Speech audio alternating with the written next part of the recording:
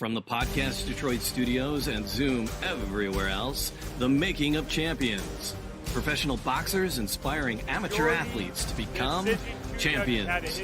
Presented by Joe Louis, champion of them all, Bourbon, in association with USA Boxing, Golden Gloves of America, and BigFightWeekend.com. Join your hosts, Tonya Cole and Marquis Johns, with special guests from around the world of amateur and pro boxing, celebrating the legacy of Joe Louis, whose status as the first African-American national hero showed the importance of being a leader and a role model inside and outside of the ring.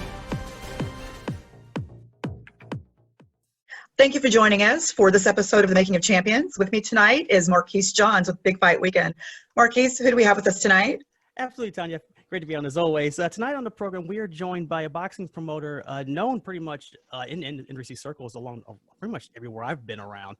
And we are speaking with the owner and promoter of Raging Babe Promotions, Raging Babe herself, Michelle Rosado. Michelle, how are you doing this evening? I'm doing well. Had some technical difficulties, but I'm glad to be with you guys finally. Absolutely. First things first, let me go for the basics on your end, because you being a promoter for, just in general, walk me back to your beginnings of being a boxing promoter and how long have you been doing this? Well, long story short, I started in 2011 in Phoenix, Arizona. I knew immediately that I was going to need some help and some mentorship. And I got with Russell Peltz out of Philadelphia, which is where I'm from. So it made a lot of sense. And I've been going at it ever since 2011. So it's been like 9.5 years now. Okay. Yeah. And you mentioned Russell Peltz being your mentor from start jumping. Russell Peltz, for those who aren't familiar, legendary promoter out of the Philadelphia area, has been around since the 60s, celebrated his 50th anniversary last year. And actually, walk me back through that from last year's event, because you were there for his 50th anniversary special. Yeah, you know, it was an honor to promote his 50th anniversary. It was my promotion, my money, my doing, but it was for him. And I allowed him to have it his way, even though in the beginning I was fighting like tooth and nail with him. He wanted a really old school Philly style show with 4-rounders and 6-rounders, and he wanted good local matchups. And we didn't really have a big name. We didn't have like a main attraction. There was no belt, there was no TV. It was like old school Blue Horizon Philly fights.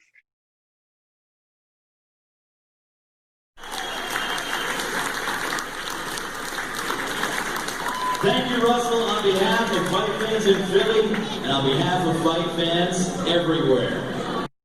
Yes. And I gave in and I said, I'm gonna give you what you want because you deserve to have that for your 50th anniversary. And me and my team, we just had to work extra hard. Like, we had to really be promoters. You know, we're the real promoters who are out there hanging posters, passing out flyers, getting local businesses involved, selling tickets out of my trunk of my car, you know. So we had to like go into overdrive. And I would say it took about a good 2 months, and we did really well. We did pack the building, and it just shows you that real promoters promote. We didn't have a big name. We didn't have a real popular guy on the card. We didn't even have good ticket sellers. I mean, in the beginning, I really wanted to strangle him, you know, but I wanted to give him what he wanted.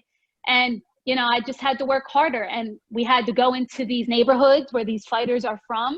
We had to tell their stories. We had to get into the newspapers. We had to put up some billboards. I mean, we just had to invest in promoting. So when you do that, it works and people show up. And it was a great night. All the fights, and I'm not just saying this, but all the fights were good. From the opening 4-rounder to the main event, which was a 6-rounder. They were all really good fights. Everybody left happy. It was really a special night for him. He dropped a couple tears, you know, during his little highlight reel. So all in all, it was really good. It was memorable. I want you to give yourself a little bit more credit. I'm going to take you a little bit back a little bit, and I want you to promote yourself.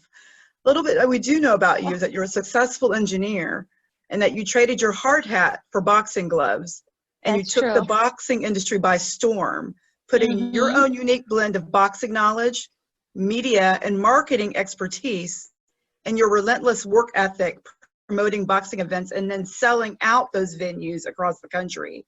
When your colleagues talk about you, about what makes you stand out, they consistently say it's your passion that stands out to them. Tell us about your passion and what drives your passion. Wow, you got me choked up there a little bit. It is definitely my passion, and I tell everybody that passion is my number one tool. And I think I get that from just the way that I was like raised, you know, in our Puerto Rican culture. We're passionate about everything. We're passionate about our food. We're passionate about family. We're passionate about our men. We're passionate about our rights. And, you know, so I kind of grew up just being really passionate about everything. So one thing that me and my father shared a lot of time with was with boxing. He was really into baseball and into boxing. And that's what I kind of grew up watching was boxing and baseball. I wasn't like your little girl planning her wedding or playing with Barbies. I was like outside having a catch and watching, you know, Mike Tyson fight and having family come over for the big fights. And that's what I remember. And when I was 18, my father passed away of cancer, but that love for boxing that he had kind of just still lived in me. More to come. Don't forget to subscribe to the YouTube channel and click on the notifications right here, this little bell, so you can get those emails every time we go live. BoxingBoys.com live here with Michelle Rosado, Raging Babe. Obviously, you've been doing a fantastic job doing these grassroots events throughout the country. You've done Arizona. I've seen you in North Carolina. Yeah. But this is your first Philly show, so this has to kind of hit close to home because this is home base. Before you went to Arizona, you were a Philly native. We know you from here. So just talk a little bit about having your own first self-promoted card. I mean, I know a couple of years ago people didn't believe you would be here. Here you are with some very interesting and, you know, upcoming, you know, prospects that people really want to see. How do you get this together? You know, me and you, Ness, we've been talking about relationships, and that is really what it is about. It's about developing the right relationships in the business, growing at the right time, expanding at the right time, paying homage, you know, to people who've done it before you. There's always room to learn, and there's room for everybody. But I think a lot of people come in the business and they want to take over right away, and they want to change up the business. And what I learned is you got to learn, and you got to pay homage, and you got to develop the right relationships. And that's how all this happens. This is how you get the support. This is how you get up and coming prospects on your card, because they enjoy working with you. They trust you. They know you're not going to burn them, cheat them, rob them, lie to them. And so that's kind of what I based everything off of. And I just still love it the way he did.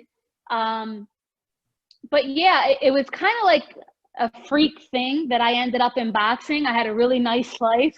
You know, I was an engineer and I made really good money, and I did what I wanted. You know, I lived good. I had a house. I would travel, go on vacation. I would go to fights. I just shopped, ate out all the time. And when I moved to Phoenix, I noticed that there was a void out here, you know, coming from Philly, where boxing is like a religion. You know, boxing, there's a boxing gym on every other corner.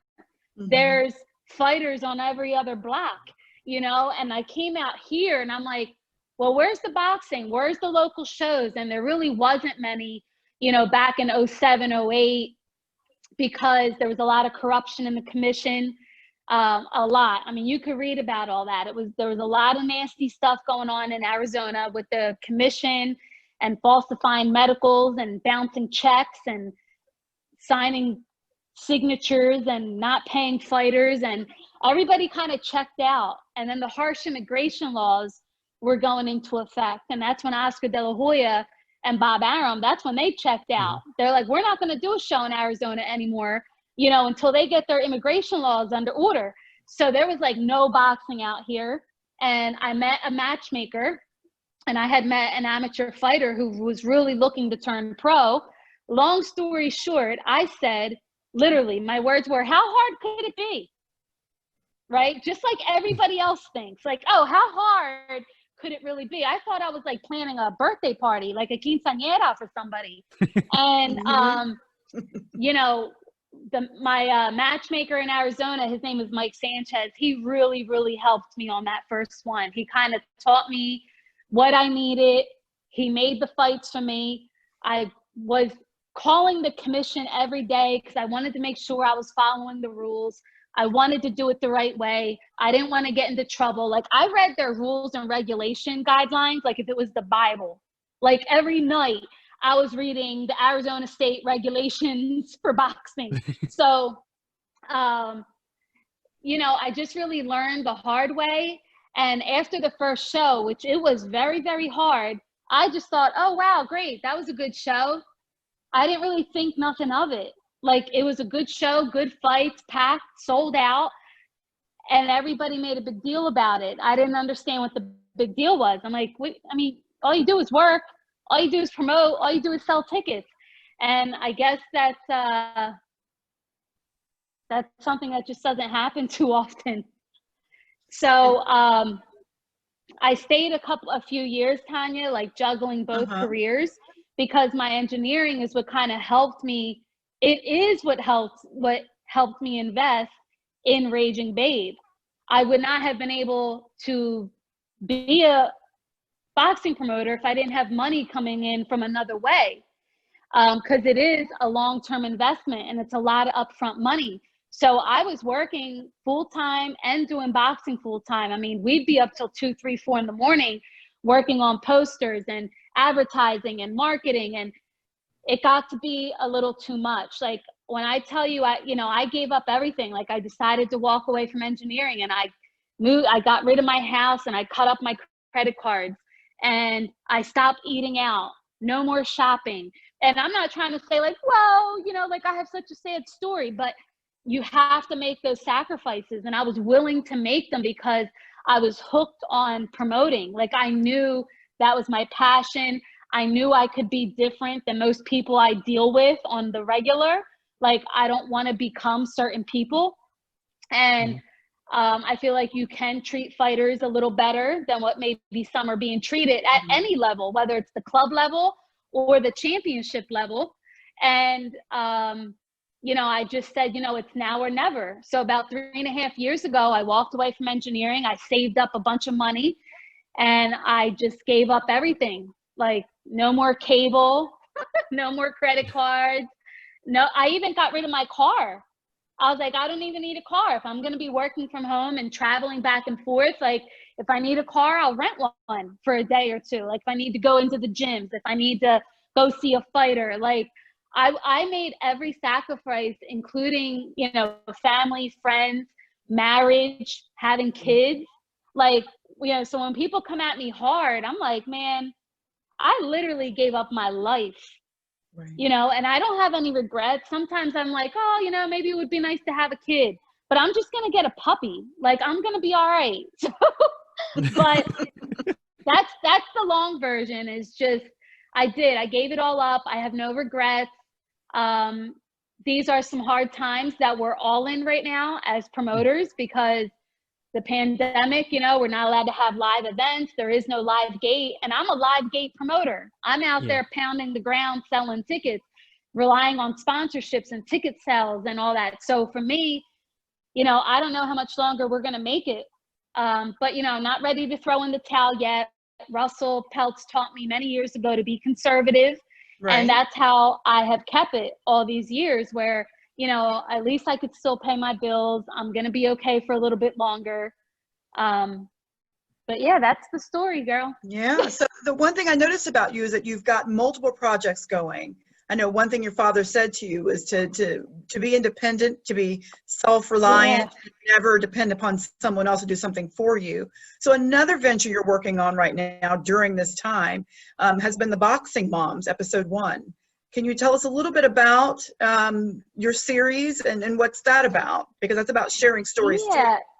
And you know, let me tell you, I spoke with a friend of mine today who was talking to me about his daughter and wanting her to be a little more independent. She's 15 years old. And I told him exactly what you just said to me, that growing up, my dad really wanted me to be independent. He lived with cancer for over 20 years, and he knew one day that he would probably die from cancer. So he wanted me to be independent, and he would say, you know, make sure you could buy your own house and make sure you could buy your own car. Not that he didn't want me to fall in love, not that he didn't want me to one day have a husband, but he wanted me to be independent, secure, and able to stand on my own too.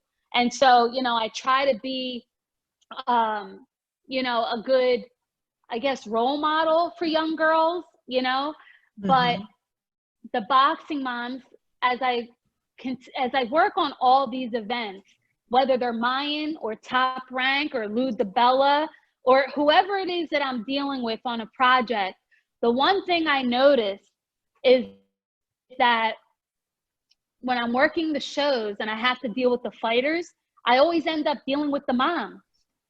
So it started becoming a trend. Like, wow, the mom is the nutritionist, she's the taxi driver, she's the doctor, she's the manager, she's his promoter. She like does everything for her son. And I was like, wow, you know, I know the dad and the trainer usually gets a lot of the limelight and a lot of the attention, but it's like the mom, she's the warrior. Like, she's that other person in the corner. She's the one in the ring, you know, and having to watch her son climb through those ropes, you know, and get punched in the head for a living. I mean, what she goes through as a mother. And if you watch, you know, the big TV shows, whether it's Fox or Showtime or ESPN, or when HBO was on, you notice during the fight, where does the camera always go? To the mom. Right. The camera always goes to the mother. She's praying, she's crying, she's screaming. You know, what she endures during that camp is so much. So I really wanted to give them some light to tell their story, because a lot of these fighters come from broken homes. A lot of these fighters aren't from the suburbs with mom and dad, you know, making a lot of money. It's like the opposite. They're from the inner city. They're with mom's a single mom. You know, she's trying to work, or maybe she's on welfare. They're living in the projects. She's doing whatever she can do to get him to that next amateur tournament. She'll sell her couch if she has to make sure he gets the, you know, that regional amateur tournament. So, you know, it's the mom. She's that strong one, man. She is that backbone for these fighters. And when you talk to these fighters, next time you interview a fighter, bring up his mother. And watch what happens when you bring up his mother. You know, The Charlos, they're mean as hell. Bring up their mom and see what happens when they turn into little babies. You know, the moms are a big part of these boxers' success. You're absolutely right, Michelle. And it sounds like you're a fighter too. And we want to hear more about what it means to be like Joe Louis. The Making of Champions on Joe Louis Bourbon and Podcast Detroit will return in a minute. We are going to go see Tammy Adorno, the mother of Joseph and Jeremy Adorno. He fought for a nation. Schmeling was the Goliath. Louis was the David. Probably the only time in history of America that a black man ended up being a white hope. This fight was the biggest fight in the history of the world. In the middle of the 20th century, with their country in crisis, Americans found that hero among their own. We're going to do our part and we will win because we are on God's side. His stage was so big that downtrodden Americans, regardless of their age or race, felt a glimmer of hope creep into their lives just by watching him. In the end, he was a common man who reached the top and brought an entire country with him. Celebrating the legacy of Joe Louis.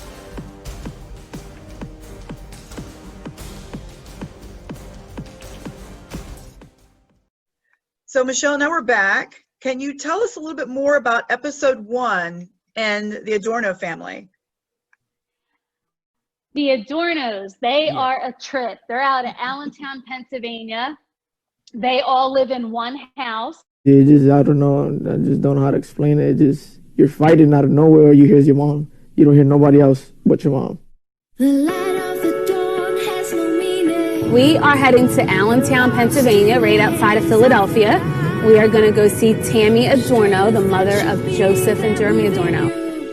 Tammy has 6 kids, 2 of them being professional fighters. She juggles motherhood, she juggles being a wife, she juggles boxing life. I mean, she has her hands full. They have a really tight bond. I mean, when you see them, you could just see it instantly. You know, those kids started boxing when they were like 7 years old. Look at Jeremy, how little! She always been the loudest one.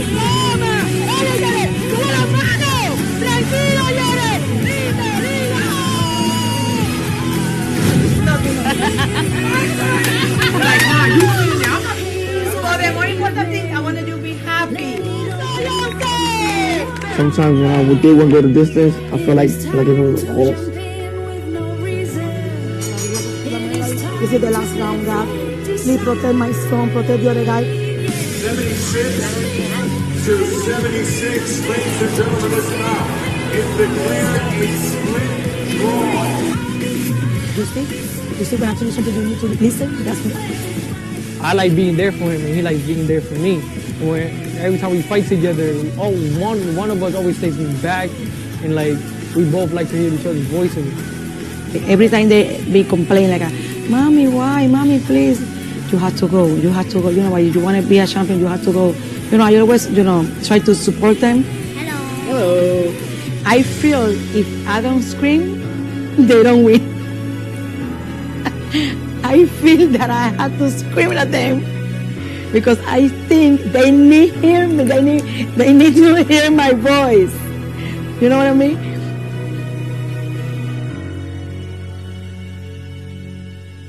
And they, the 2 younger ones, Jeremy and Joseph, they turned pro. They're both signed with Top Rank. They're both signed with Robert Garcia. And the family dynamic is like really interesting. And I've had to deal with Tammy so many times because the boys have fought on my card and on Top Rank cards when they're in Philly that I work on. So I noticed real quick that she's the boss. It's not Robert Garcia. It's not the dad. Tammy is the boss. She handles everything from medicals to licensing, forms, contracts, promoting, everything. She does it. And she loves to do it. And she knows her crap. You know what I mean? Like, you can't really pull one over her. So, she stays on top of them boys. And I do family dynamic under one roof.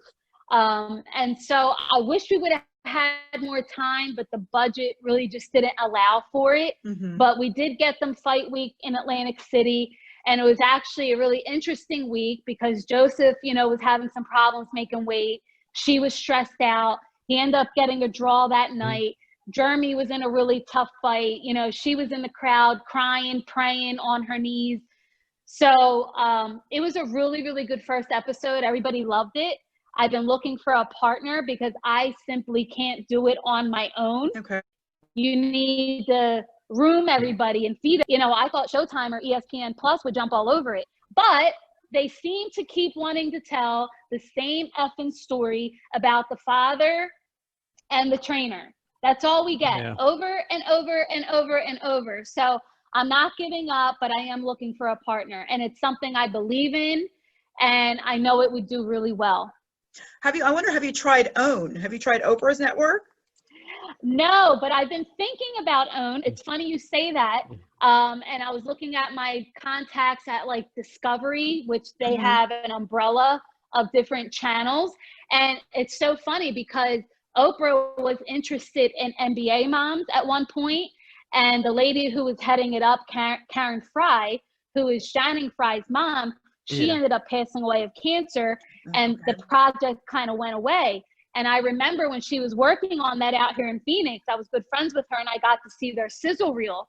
And I'm like, man, I need to put together a sizzle reel like that, because I know Oprah would love that, because she did love NBA moms. And Rasheed Wallace is a good friend of mine, and he believes in the project. He's he's willing to back it up. But with this pandemic and all, it's like, I can't fly out 10 moms to Arizona right now, and put them in a house and film. There's just my hands are tied right now. Right. But you can certainly send her sort of an excerpt of your current episode.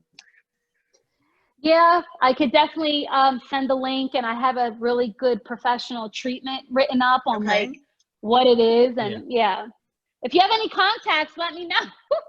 I was wondering too, what else do you think that we could try to help you with in terms of making this happen? Because, the episode when I watched it, and I think it's fabulous. I mean, I had grown men messaging me like, wow, I wanted to cry. Wow, that choked me up. Like, listen, we love seeing real drama, and in boxing, it doesn't have to be fabricated. Right. So years ago, I was in talks with VH1 for months, and they wanted to turn like Love and Boxing into kind of like Love and Hip Hop. And I'm like, yo, we don't need to fabricate drama. We don't, they wanted it to be like Basketball Wives. Like real quick, it became like, the one question, I'll never forget this.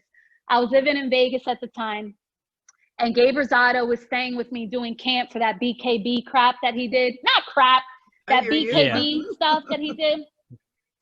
And we had an interview with VH1, and like halfway through the interview, they're like, okay, Michelle, so who are the groupies in boxing? Like, who are the girls that are sleeping with all the fighters? Who are and I'm like, oh man, like this is what you want to do. Right. So I remember after the call, Gabe Rosado was like, Michelle, don't do it. That's not you. Don't do it. Walk away. God will bring you something bigger and better. And I did. I was like, no, like I'm not trying to like exploit these women or embarrass them. Now, if they do it themselves, that's on them. But that's not how I'm gonna start off. You know what I mean? Like, I don't have to fabricate drama. There's enough. These guys are getting hit in the head. Some of them are broke. Some of them are rich. Some of them have real drama in their lives. Some of these women still work a 9-to-5. Most boxers are not rich. Most boxers are not making a lot of money. And the wife and the mom, they're still working a 9-to-5. They're taking care of the kids. They got insurance bills. They're holding it down until he hopefully makes it. And that's what I wanted to show. Right. Well, I'm telling you now, tweet, share this episode or the whatnot, because we have boxers on this podcast that want their moms on your show already.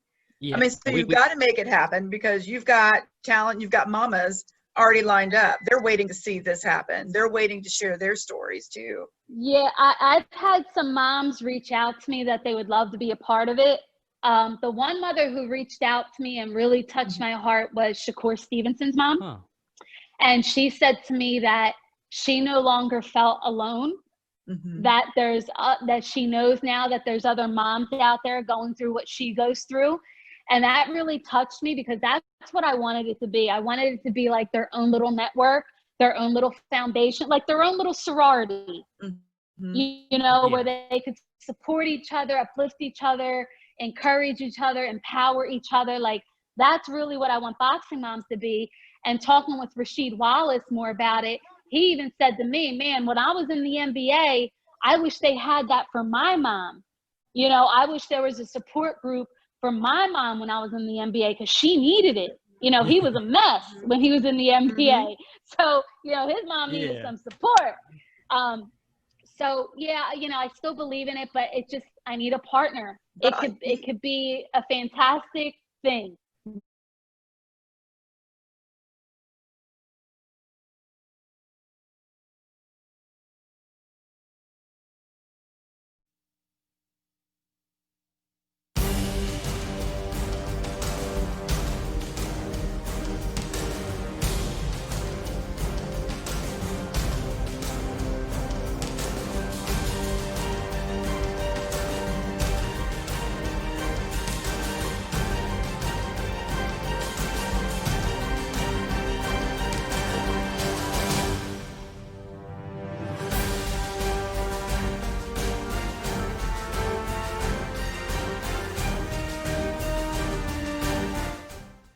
you've got it connected to so many different aspects of your work. Yeah. So connect that sorority idea and sort of the fellowship amongst women with your Raging Babe brunch. I mean, I think you started out with just 8 women in the industry, and now it's grown to nearly 100 women. So can you tell us a little bit more about that brunch, what that's about, and how that started?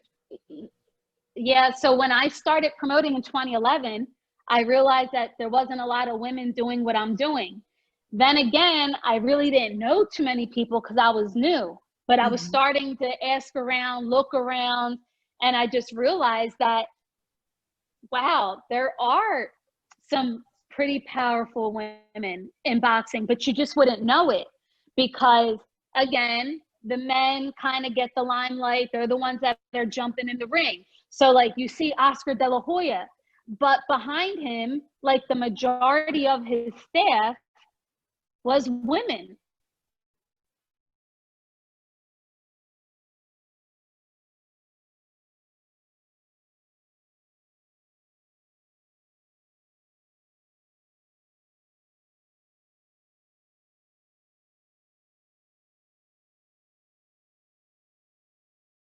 And, you know, everybody talks about Al Heyman. His right hand is a woman named Sylvia. She holds down the entire stable, the PBC. You know, they have Tom Goose and Brown doing all the promotions, but it's his daughter, Brittany, that's running everything. Okay. Bob Arum, you know, there's Bob, Carl, and Brad Jacobs, right? The 3 head guys. But the rest of the crew, they're pretty much women. So I started to realize that Lou DiBella, his right hand, a woman. Meredith runs his company for him. Russell Peltz, who's been in boxing for 50 years, his right hand was always a woman. Like even now with me. So I just started recognizing and seeing the trend that women are the engine behind the machine. So we make the machine go. And we don't care. They could be in all the pictures. They could have the limelight. Look, you're not going to see me jump in the ring anyway. But let them have that. It's their company, their name. But we know that we're the engine. You know, we make it go. So I started reaching out and I came up with an idea to have a brunch. And I was on Facebook talking about it. And don't ask me how. But somebody from Mayweather Promotions got my Facebook post about it and reached out to me and said, hey, this is something we'd like to be a part of. Floyd is willing to sponsor the brunch. He'll pay for everything, yada, yada, yada. Well, I was young, naive, new in the business. So I'm like, oh, hell yeah, this is great. Floyd Mayweather, you know, he's going to sponsor the brunches and this is great. And it was up until it wasn't. And so the first brunch was the morning, I think, of Mayweather Guerrero. Okay. I think that was the first one we had. And it went really well. We had, I don't know, 20 women. And then the next one they sponsored, you know, we had like 40 or 50. And then the next one had like 60 or 70. And every one just continued to grow.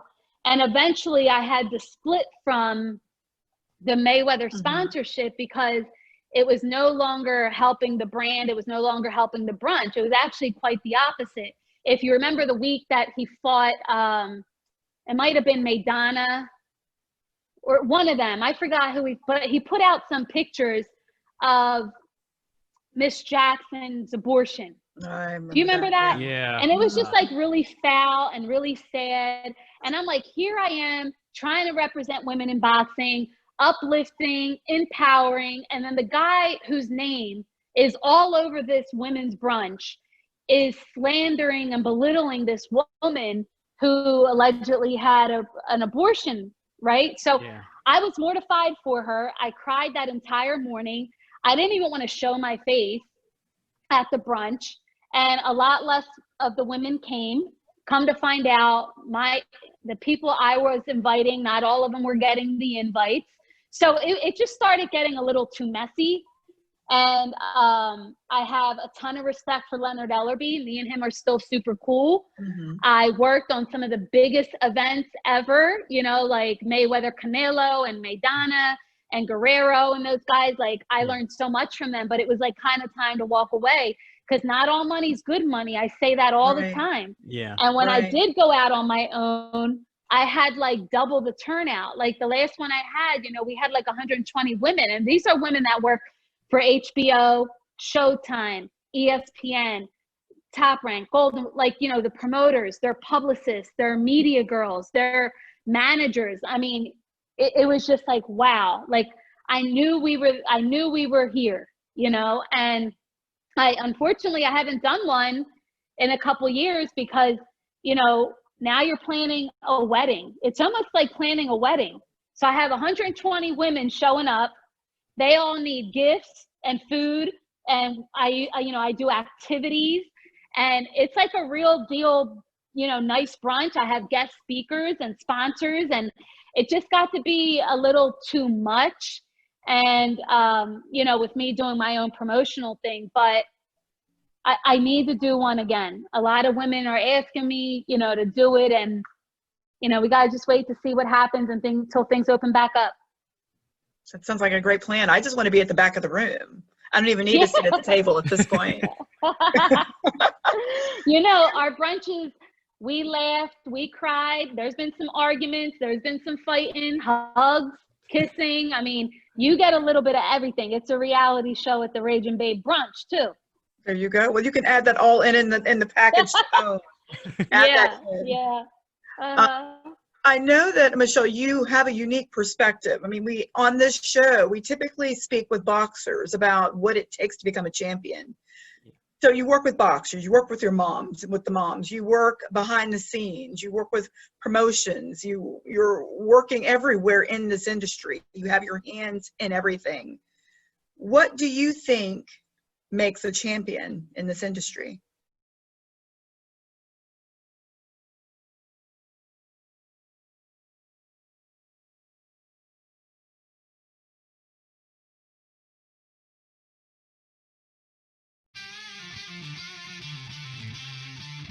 Well, let's say hello to senior writer, BigFightWeekend.com, Marquis John.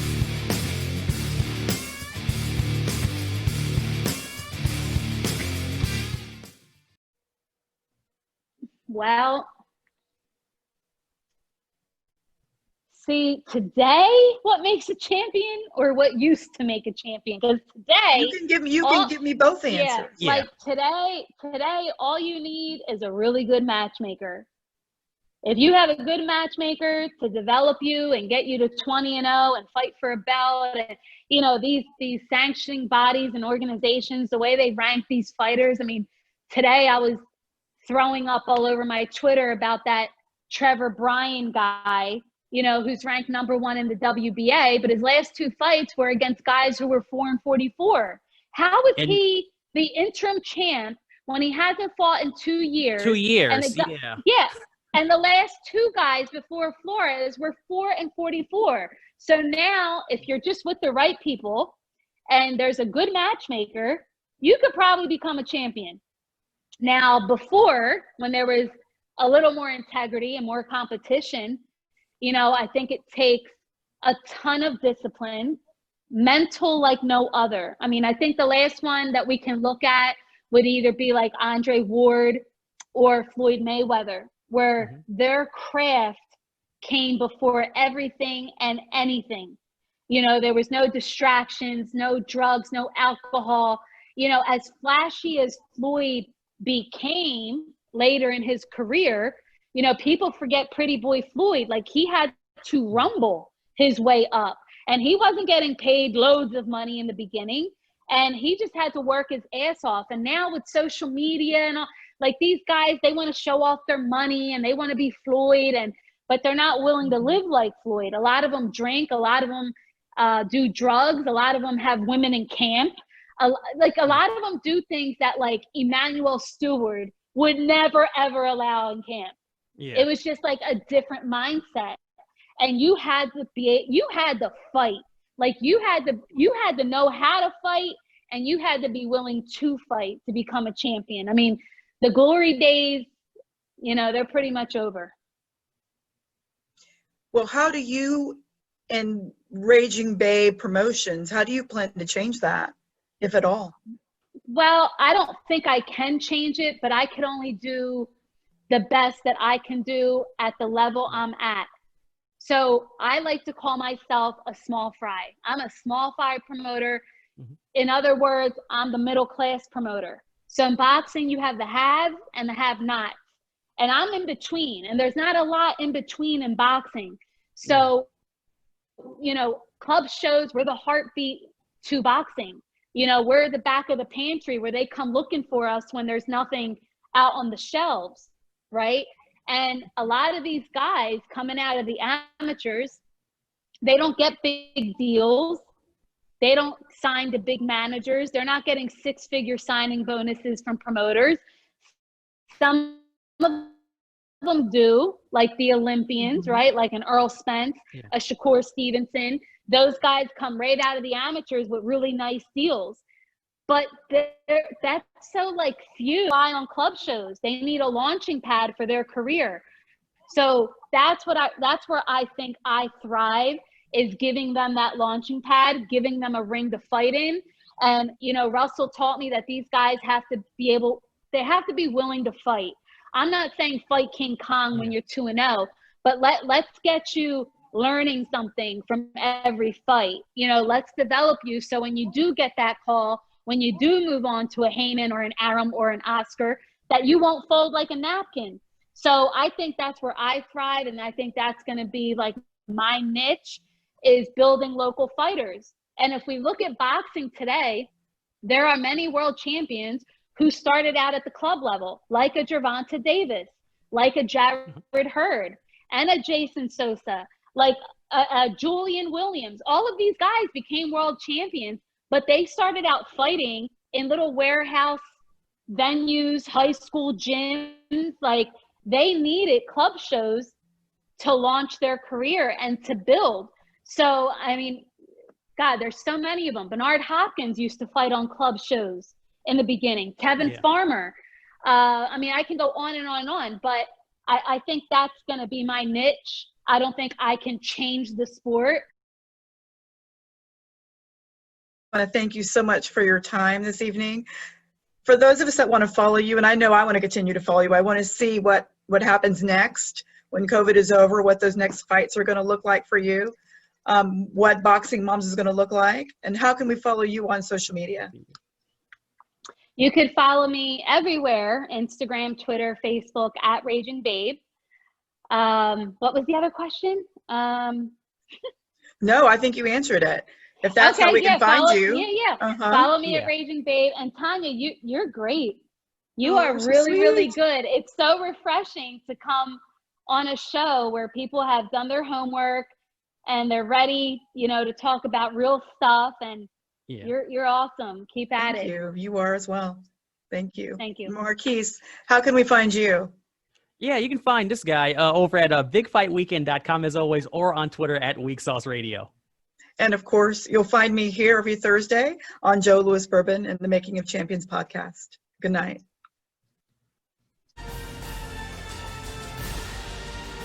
From the Podcast Detroit studios and Zoom everywhere else, the Making of Champions. Professional boxers inspiring amateur athletes to become champions. Celebrating the legacy of Joe Louis